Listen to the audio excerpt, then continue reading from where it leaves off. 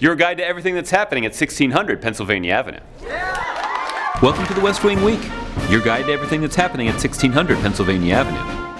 This week, the President met with one of our oldest European allies, held a Q&A with 75 young Southeast Asian leaders, awarded 2 Medals of Honor posthumously, and welcomed the World Series champion San Francisco Giants to the White House. Willie, how you been, man? That's May 29th to June 5th, or Those are two rules. Pretty good rules. Don't divide yourself on religious and ethnic lines, and don't discriminate against women. If you do those 2 things, you're not guaranteed success, but at least you're not guaranteed failure. On Friday, the President answered some questions from Alana Dayan of Channel 2 from Israel. But we can't just be driven by this sense of there's only danger. There's also possibility. There's also hope. And I've seen that in the faces of Israeli children. I've seen it in the faces of Palestinian children.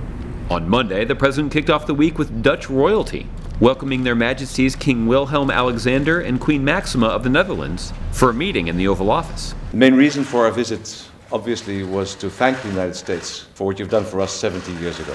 Especially the 82nd and 101 Airborne have played a major role in liberating our country, taking away the Nazi oppression, giving us back justice, rule of law, and freedom. After a morning with European leaders, the President spent an afternoon with 75 young Southeast Asian leaders, answering their questions about life, politics, and leadership. You have to be willing to lose something for your principles. You have to be willing to lose an election because you think that there's something that's more important than you just winning an election. You should try to win. I'm not saying you should try to lose. But you have to stand for something. That's my most important advice. On Tuesday, the President awarded 2 posthumous Medals of Honor, one to African-American Army Private Henry Johnson, and one to Jewish Army Sergeant William Shemin. His daughter Elsie, who's here today, has a theory about what drove her father to serve. He was the son of Russian immigrants, and he was devoted to his Jewish faith. His family lived through the pogroms, she says. They saw towns destroyed and children killed, and here they found a haven, a home, success, and my father and his sister both went to college. All that in one generation. That's what America meant to him, and that's why he'd do anything for this country.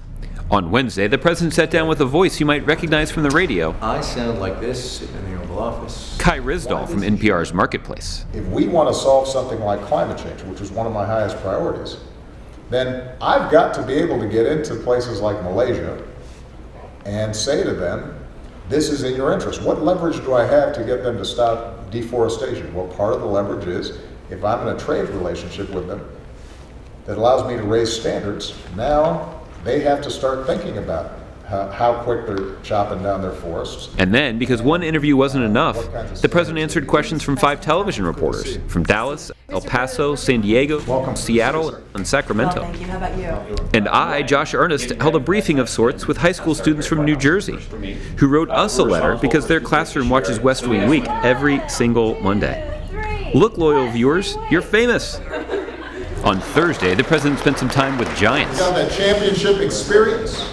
I seem to be good luck for him. So stay engaged with us online, and remember, you can find out more information about any of these topics and see complete videos of these events at whitehouse.gov. So thanks so much for checking out this edition of your West Wing Week.